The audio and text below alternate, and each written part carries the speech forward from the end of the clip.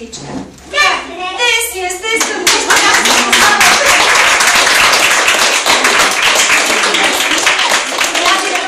си най-питата пчеличка.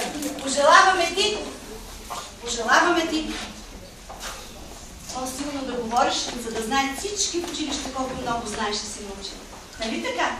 Заповядай американската книга, обърни се да не снимат.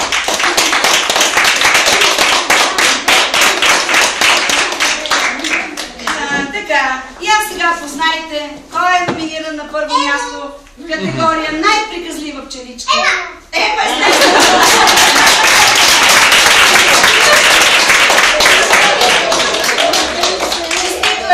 заповядай грамотата за най-приказлива пчеличка.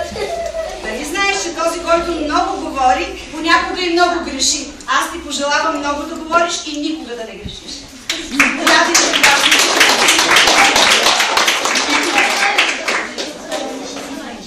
Така, сега тук има една категория за една хитра пчеличка.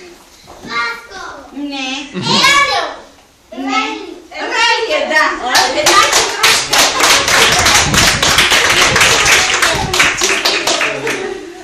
Заповядай.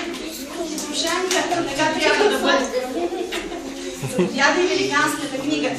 Пропуснах да кажа, че в комисията госпожа Боянка Генова, миси Силвия и госпожа Невена. Естествено, това е комисията, която определи победителите в категориите.